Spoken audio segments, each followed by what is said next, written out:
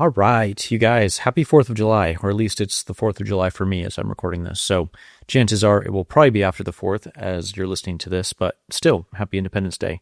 Okay, this episode probably are some of my favorite, and it's been a little, I don't know, probably not that long, but it's been a few minutes since we've done an update video talking about where we're at with Lendr, some of the new features that we have already pushed out, some of the additional features that are coming, things like that.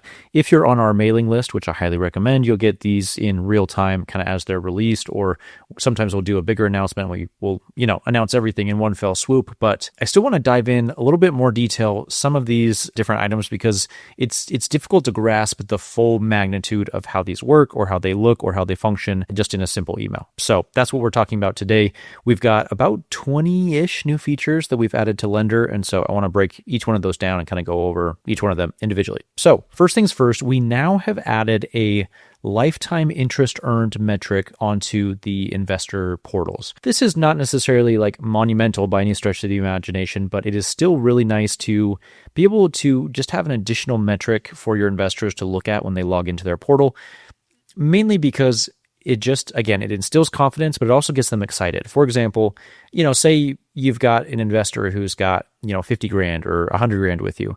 Chances are they're probably making anywhere from $700 to $1,000 per month in interest, assuming all the loans are performing and things like that. For a lot of people, that may not be the most exciting, but what's really exciting is when you log in and you see, whoa, I've made over $30,000 with this guy and I haven't had to do a single thing. So again, just one of those other metrics that's like, oh, this is actually working. If your investors are like, okay, they're just getting this slow trickle, it's cool when you log in and you get to see that metric. So that's now available immediately on all the investor portals. All your investors will see that when they log in, their lifetime aggregate total of all the interest that's been paid. Okay, next thing is we have added manual task creation, which also ties into some of the automations that I'll talk about in a second, but you can create different action items or task items for yourself or your team just by clicking on the little plus. So this is, again, not monumental by any stretch of the imagination, but there are oftentimes things that you'll want to be able to just remind yourself to do. For example, when a loan closes, I need to remind myself to go and mark the charges inside of Lendr as paid or not, or I need to update QuickBooks or whatever it is. And so now I can create these task list items that will automatically populate. And then when I log in, I'm reminded to do that. For example, one of the things that I always forget to do when a loan pays off is I forget to do the lien release or the satisfaction of mortgage. I don't know why I can't ever remember to do that, but now I have a checklist item that anytime a loan closes, it'll automatically show me this task list item, and I will never forget to do that ever again, which is really nice. Obviously, it just kind of helps with the professionalism of your business and everything, because you're like, oh yeah, I'm remembering to do these things. Operations don't get missed, step-by-step process. You got it. And on top of that, what's really cool is you can add different tasks for team members. This is only available if you have the Grow plan or higher, but say you've got a loan processor or a controller or different, individuals on your team, you can now assign different tasks to them, which is nice because you can also see there's a new report talking about like the time delay. So say you create a task for somebody, but it's not getting done in time, you now have visibility on how long it took for that person to complete that task. You can see overdue tasks, you can see pending tasks, like I said, the length of time it took for them to complete all of that. So again, not like earth-shattering by any stretch of the imagination, but still a helpful thing inside of your lending business. Okay, these next two will probably only affect you if you're running a fund and you're running a fund through Lendr, but they're still good to know. So if you run a fund through Lendr, you can now see a fund overview and a performance page. And you can also optionally toggle this on or off for your investors to see if they want. So for example, you can see, okay, we have $5 million in our fund and it's secured by $7 million in collateral. And then from there, you can see the target yield, you can see the security coverage, you can see the individual project breakdown. And then if you want, and you want to give this to your investors so they can drill down even further, your investors can now click on any of the projects owned by the fund and see the details and see the pictures and the updates and the metrics and all that kind of stuff. So very cool. Again, if you don't want that, you can completely toggle it off so your investors don't see that. But for us, where we have a fund, that is really valuable. Second thing is we now have the ability to do mass fund payments and distributions through Lendr. So as an example, let's say you have, one investor who has $100,000 with you. We have another investor who has $250,000 with you, and another investor with $500,000. The accrued interest for all of these different investors is obviously going to be different, but now it is all done from a singular page. So once per month, whatever day you specify, or if you want it to be quarterly or semi-annually or whatever you decide, you'll get a notification that says, hey, it's time to distribute earnings to your investors. And the system will go in and it'll look at the running total balance of their ledger and say, okay, he had $100,000 from this date to this date, and then he had $103,000 from this date to this date, and then he had $98,000 from this date to this date. The system automatically breaks those up into chunks and segments. It calculates the interest for all of that, and then we'll say, okay, this person is owed this much money. And then you literally click a button and say, yep, this looks good, approve, and then it will apply that to their ledger, and that's their interest earnings for the month or the quarter or whatever it is. So gone are the days of having to manually calculate and then apply to each individual ledger is just a single button. And you can also do it in one fell swoop. You can say, hey, I've got 20 investors. Yep, all these look good. And you say approve all, and then they all get emails. It adds it to everything. So it's just another one of those nice things. You click a button and it's done. Okay, here's another cool thing. So investor portals can now see payments and documents if you decide. So we've had some requests, for example, like you have an investor who maybe you're giving them an assignment. And so you want to be able to upload that assignment document to the loan file, but previously, your investors couldn't see that. So now you can enable a setting inside of Lendr where you can give your investors access to specific documents. Let's say there's something sensitive that you don't want them to see. Cool, you just toggle that one off or on, but they can see whatever documents you select, which honestly, I don't know that a lot of investors are that savvy and they're going in and they're looking at all the documents and the statements and things like that. But if you want them to, you can now specify yes or no, you can see that, and it pulls the documents directly from the loan file, which just makes things really easy. And then similarly, you can also have your investors see the payment breakdown now, whereas previously they couldn't. So you can see if a borrower has paid, if they have not paid, if it's pending, if it's processing, if it's late, failed, whatever. They can see all of that data directly through their portal. Very cool. Another one, which for me, this is huge because we do a lot of the document conversion and templates automatically for our Lendr customers, but we now have an import from Word button right inside of the document editor, which again, does not seem like that big of a thing, but it is huge because previously what we would do is we would copy all the text from a Word document, paste it, but then it wouldn't retain any of the formatting. So we'd have to go through and like center things and left justify and right justify and add tables and make this bold and italics and shift things different ways. And that was the most time consuming thing for myself and my team. It would just take forever to format everything properly. And so now there is a button, you say import from Word, you select your Word document, and it automatically imports that and it retains all the formatting. So say you have a 100-page document, done, easy. You click that button, it automatically imports it, and then you just add the necessary tags, save, and it's done in a couple minutes. Like humongous time saver for myself and my team. So this is a big one for us. Maybe not so much for you guys, but it is there and it is available. You can use it if you would like. Okay, we've made some improvements to the loan application user interface and experience. And again, these are all kind of minor, right? But just like little by little, we're making things better and better and better. So it's so seamless and easy. So for example, if you're familiar with the loan application editor screen, there's a sidebar that has all of the different field types. So say you want to add a new question or, say like, what date do you want this loan to close by? What you would do is you would go up and you would find the date field and you would click and hold and you would drag it down into the loan application editor, let go, drop it, and it sits right there. And that's still how it works. But previously, if your loan application was really long and you wanted to grab a new field, you would be scrolling up and down to grab a new field and then drag it all the way down and then drop it and then scroll all the way up and click and hold and drag it all the way down and then drop it. And now those new fields on the left side in that sidebar, they will scroll with you, which is really nice. So you can scroll up and down and it'll just stay static on the screen, which again, little things, right? But it makes a big difference. The other thing that we added is say you want to add a new row to your loan application. Before, you would, again, only be able to drop the new fields at the bottom. So you'd have to drag, drop it at the bottom, and then you'd have to click and hold and then re-drag and put that field wherever you wanted. Whereas now, there's a little hover state. So if you hover in between each one of those rows, there's a little line that appears with a plus mark. You click on that plus mark, and it'll build a new row right there wherever you want it. So there's not this like drag, drop all over the place, which honestly, again, not a big deal, but typically when you're first setting up your loan application, you spend a lot of time in there. After it's done and set, you really don't go in there much. But again, just small, subtle improvements over and over and over, because our goal is to make the best loan management software there is. And so little by little, we're making all these improvements. Here's a quick and easy one. We have now added folders to your document templates. So if you only have 5 document templates, not a big deal. But what if you've got 25 or 30? You can now create different folders, drag and drop those into the folders, and then those folders will persist so that when you're selecting your document templates, you can say, okay, I'm in this folder and do this and grab this. So it's just easier to organize things. Or say you lend in multiple states and you have docs for Florida and Tennessee. You can now categorize those by folders. Just makes things a little bit easier and nicer for you. We also added a find and replace functionality inside of the document template editor. So say you put the wrong tag in 4 or 5 different places. Before, you would have to copy that into Word and then find and replace and then paste it back in. Just kind of annoying. Whereas now we've enabled that functionality directly in Lendr. Just find, replace, update the tag, and boom, you're done. Okay, I touched on this briefly before, but we now have added a task management report.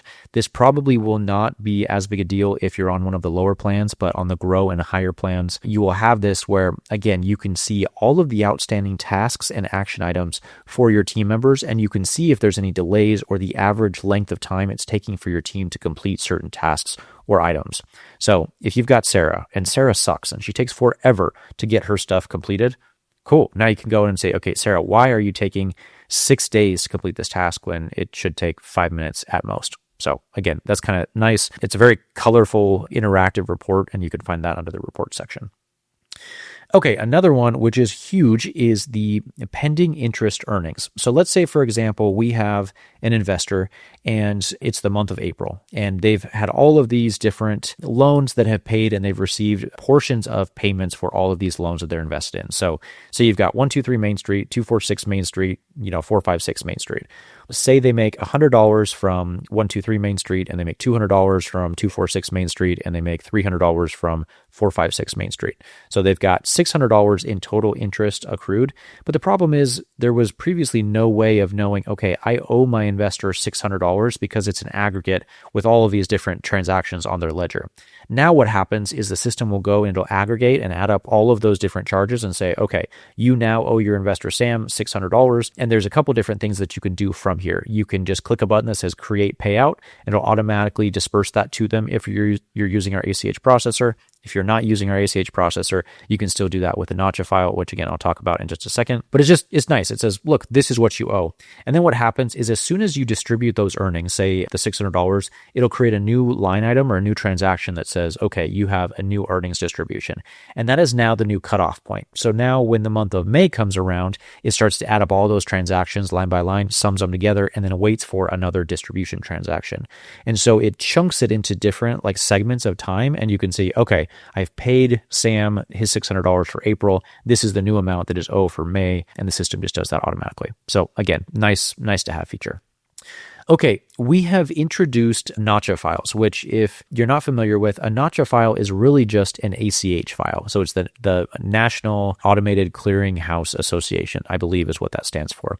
But a lot of banks, whether you're with Chase or Wells Fargo or even smaller credit unions, will allow you to upload what they call a Notcha file. And so it is a text file that says, okay, I want to give this dollar amount to this account and routing number, and I want to give this dollar amount to this account and routing number, and this dollar amount to this account and routing number. And so what you can do is if you don't want to use our ACH processor, which I do recommend because it's just easier, but if you don't want to and you don't want to pay the processing fees or whatever, you can go in and you can say, okay, on July 1st, I want to process all of these payments. And you go check. You check all the payments you want.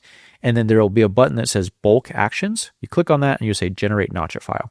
And so when you click on that, it'll say, okay, where do you want these payments to go? What bank account, info, routing number, whatever. You put in all that information and you say generate Notcha file. What that does now is it'll kick out this ACH file, which you just drag and you drop it into your bank account. And then rather than processing those payments through Lendr, it will just process them directly through your bank and bypass our ACH processor. And you can do this both for debits and credits. So if you're pulling monthly payments from borrowers, you can generate a Notcha file for that. Or if you're paying out your investors their interest earned, you can generate a Notcha file for that and bypass our system altogether. there's pros and cons on both sides. But I do like the notch file methodology just because the processing through my bank is a little bit faster than our current ACH processor. And also the fees are just a little bit lower, not like monumentally lower, but I just like to remove one more, step from the process. Even though it's a little bit more manual, it's really not that difficult. If you want it to be 100% automated, use our processor, but it is there for you to use if you want. Previously, I was kind of against the use of notch files. I don't know why. It just kind of felt like dated and clunky. I will admit we've made it a little bit secondary, kind of behind the scenes of the application. It's there if you want it to, but it's not front and center, and it's not necessarily the default methodology. Like I said, I definitely prefer the ACH processing method, but again, it is there if you want it to. Okay. Next thing, which is humongous, this is maybe like the biggest announcement of everything, is our processing fees for the ACH processor have been significantly reduced, probably by about 70%. This has been a long time coming. We have used the same ACH processor for quite some time, but previously their monthly minimums were $100 a month. And then on top of that, you'd still be charged a per ACH transaction fee. And so let's say you're a smaller lender and you're only processing 3 payments per month. You would have that $100 a month minimum by the ACH processor, which basically means you're paying $33 per transaction, which is just insane. I realize transaction fees can add up, but that's just nuts.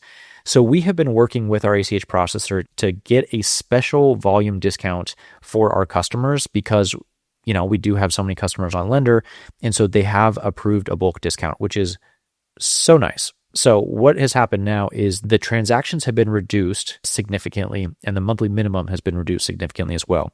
So now instead of $100 a month minimum, it's now $25 per month minimum.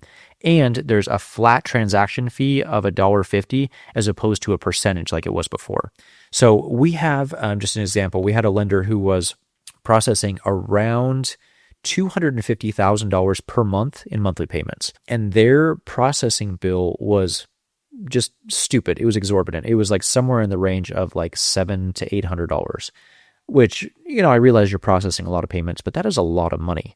And now with this new fee structure, they're probably down in like the $150 to $200 range, which is way better, way, way, way better. And just so you're aware, that monthly minimum is also including the transaction. So say, for example, you only process 2 transactions per month. Because they're $1.50 a piece, that would be $3. Because you're below that $25 threshold, you're going to get charged $25. Your break even is about 16 payments. And once you go above and do 17 payments at $1.50 a piece, then you're just charged incrementally. So it would be, instead of $25, it would be $26.50 or whatever that is. I think you get the idea there.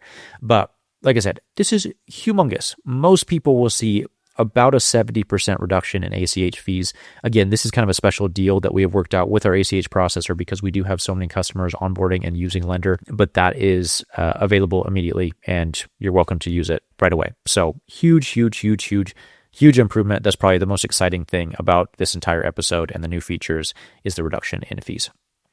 Okay, next one, we now have investor statements. This is something that we probably should have had before, but we kind of felt like it was on the back burner because we had investor portals and your investors could log in at any time and see their balances and projects and updates and things like that. We have found that some investors still are not that tech savvy and they don't log into their portals, and so they don't necessarily see all of the real-time updates. And so now what you can do is you can generate investor statements automatically, and there's a couple other settings that you can choose. So you can say, look, I want to generate investor statements for my investors and send them a statement, just a PDF statement via email once per month.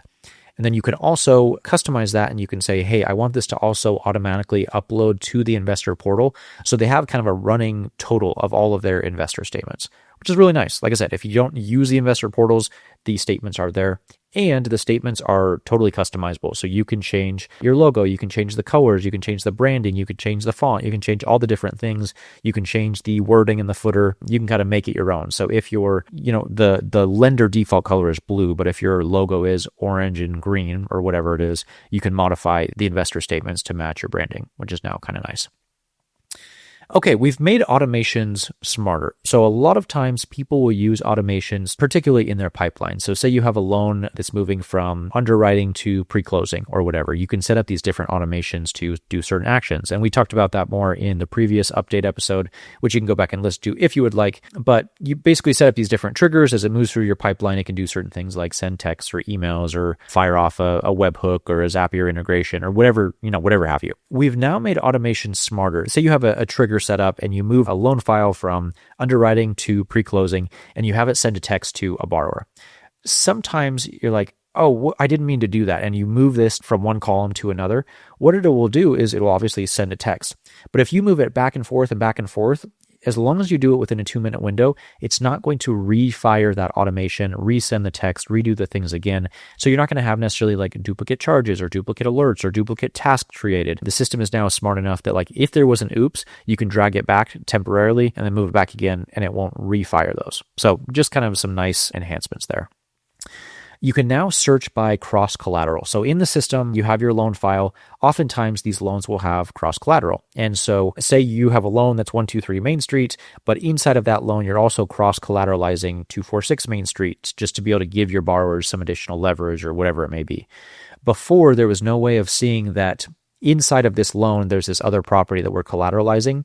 Now, inside of the search feature, you can see those cross-collateralized loans, which is really nice because you're like, I can't remember which loan this was on, but I can promise you that the address was 246 Main Street. You can now search for that address and it'll pull up the loan that it's referencing. So again, not a huge feature because a lot of people don't use cross-collateral, but it is there now if you want it.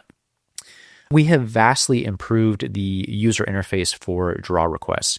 So before, I wouldn't necessarily say it was bad at all, but now it's just a little bit prettier, a little bit nicer. There's now some progress bars. There's some graphs and some circles that show, this is 75% funded or whatever. A little bit more colorful. There's some like green progress bars when the borrower has drawn from all the different line items, just to make it a little bit more visually appealing and easier to see that certain things have been drawn from or not, or what's remaining, etc. Okay, you can also now import investors via CSV. I don't know why we didn't have this before. You could import borrowers and loans via CSV, but you couldn't do investors. It probably was just not a very highly requested thing, but now that it's there. And so if you're onboarding to Lendr from a different loan management software or whatever, you can now just upload a CSV of all your investors and boom, that's done. We have added a charges report, which is really cool. It's very interactive, very pretty and colorful, which I like. I like seeing all the colors. And anyway, it now breaks down your charges, showing you how much you have earned across all of your loans, what charges are outstanding, waiting to be paid. You can see it broken down by charge type. So you can be like, okay, in the last whatever time period that I select, I've collected $100,000 in origination fees, but I still have $50,000 outstanding. And you can see broken down by extension fees and late fees and whatever. And then you can see it broken down by loan as well. So basically just the whole goal is to give people more information. The more data, the better, obviously. And so that now exists and is live whenever you're ready for it. This is a small one, but we have added notes directly on the pipeline view. So if you're using Lendr to add a lot of comments or notes inside the loan file, sometimes it was a little annoying because you would have to click into the loan to see those notes or the previous comments. And now there's a little like comment bubble on the pipeline, and you can quickly hover over that and see any previous comments. It'll show like the last 5 comments, I believe. And then if you click on that, it'll take you back to the comment section and you can add additional notes and things like that. So not a huge thing, but still just kind of nice to have. We have now added draw request automated triggers. So inside of automations, previously there was only status changes for loans. So say when a loan changes from this status to this status, then you could fire an automation. We've now added different draw request statuses as triggers. So say, for example, you want to fire an automation when a draw request is submitted or when a draw request is approved or rejected or whatever, you can now fire off different automations based off of those triggers. And we're working on adding a lot of additional triggers for things like around late fees and payments and charges and things like that. Those are all coming, but draw request triggers were kind of higher on that list, so we knocked those out first, and we'll come back and work on building out the other ones. This one is pretty big. We have added some enhancements to the loan payoff screen. So let's say, for example, you have a loan that you're working on, and over the last 6 months, you have given investors some payments, but they've missed some payments and they're owed some interest. You can now see all of that on the payoff screen. So you go to complete a loan and you can now see, okay, I have paid Ed Smith $5,000, but his total interest owed across this entire loan is $6,000. So the system will automatically add up and say, hey, you owe Ed 6, but you've only paid him 5. We're going to give him that delta and we're going to subtract it from your earnings. There's a little details button. It'll show you the breakdown of everything that you've paid all of your investors, how those numbers are calculated, and what is owed to them still, if anything at all. So just kind of some nice enhancements there. This was requested by one of our customers, Rick, if you're listening. Shout out to you. Thanks for shooting this over my way. We have made some changes to the way that we operate retirement accounts. So previously inside of Lendr, we would add, I'm sure you've seen if you're a Lendr user, basically what happens is any of the charges or fees or anything like that that are accrued on a loan are given to the lender. So obviously the investors will get their interest, and then anything that is left over will be attributed to the lender as yield spread. And now, because I kind of have a better understanding of prohibited transactions and what you can do and what you can't do when you're lending out of an IRA or a 401k or a self-directed IRA or anything like this. Basically, it's a prohibited transaction to favor your retirement account or carve those up and give some over here and some there. Basically, if you're lending out of your retirement account, all of the fees and the interest and everything that's accrued has to go back into that retirement account. And so before, we didn't really have a good way of assigning yield spread to these different IRAs or 401k accounts. And now what you could do is if a specific like investor is a retirement account that you personally own, you can edit that, and there's a little drop down that says advanced settings. You can go in there and specify, hey, this is a lender owned retirement account. And now what that'll do is any charges, any fees, any interest, whatever, will be given to the IRA as opposed to your lending entity. So this is kind of like very, very niche and very specific if you're using retirement accounts inside of your lending business, but huge regardless. So if this is something you're looking for, that is now live and ready to go. Okay, last two things, and then I will end this episode. I promise, I know this is probably a little long-winded, but I think it's still very valuable. So last two things. We have made some huge enhancements to the loan opportunities section. So inside of Lendr, if you're not familiar, you can set up loan opportunities. And so say, for example, you have a loan application that comes in, it's $300,000. You're wanting to notify your investors, hey, I've got a new opportunity here that I want to notify or let you know about. And so what you can do is, previously we had this for a while, but now we've made it significantly better. So before, you would say, hey, this is my new loan opportunity, and that's about it. If people wanted to invest in it, they could, but that was about all you could do. There was no way of notifying your investors or sending out an automated email blast that says, hey, we've got a new loan opportunity that you can invest in. And so those are greatly improved. We've improved the AI descriptions that automatically get written. So essentially the description or the breakdown of the loan opportunity that your investors see, that is greatly improved via AI. We now have the ability to show a progress bar of, how funded this deal is. So let's say, again, $300,000 loan. Let's say you've got $200,000 in committed capital. You can show on this loan listing page that it's 66% funded. And it'll also show, hey, we've got 4 investors here. Do you want to be the 5th one? So it kind of creates this sense of urgency, which is really cool as you're getting people to invest in these opportunities. The other thing that we have now is we have a shareable URL or a link. So you can go onto your loan opportunities, click share link, and it'll copy a URL to your clipboard and you can paste that wherever. So if you have somebody that you want to send a deal to, you can do that through that link, whether or not they're an investor with you. And then obviously if they want to invest with you, then they would become an investor, you get them onboarded, things like that. But it now almost eliminates the need to have an entirely separate website just to show your opportunities and your listings, because it's already done in Lendr. You just copy and share that link, and then any prospective investors can see, oh, he's got 3 different deals that I can invest in. I like this one. I'm going to say invest now. I'm going to put in $50,000 to this deal, and boom, they're done. So very cool. Okay, last but not least, we have made some enhancements, and this one is for Luke. Luke, shout out if you're listening. We've made some enhancements to now be able to search by tags. So inside of Lendr, you can add different tags to loans, but kind of an interesting use case for this one is to be able to, for example, say you have a portfolio loan. Say you're doing a $2 million loan and you're spreading it across 6 or 7 different properties. What you can do is you can have each one of those properties inside of Lendr as a sub loan if you'd like, and then you can tag them and say, okay, this is part of Jason's portfolio. And you can give all of those a tag that says Jason's portfolio. But now if you're like, I don't remember which loans were a part of Jason's portfolio, you now just go up to the search bar, you type Jason's portfolio, and it'll show, hey, these are all of the loans that have been tagged with this specific tag, and you can click on any of them. So again, just kind of more enhancements there. I think a lot of people kind of sleep on the search bar. The search bar is actually really powerful, and I use it all the time. So you can now search by tags, by cross-collateral, by borrower, investor, loan, ID, you name it. So if you haven't used the search bar, it's really, really powerful, and we're always making enhancements to that. So be sure to check that out. Okay, that is a lot, but those are I want to say there are 20. Those are the 20 new features that we have released in Lendr. They are live now. They are ready for you to use right now. So if you haven't checked those out, please do so, and we will catch you next week on the Lendr podcast. Thanks for listening.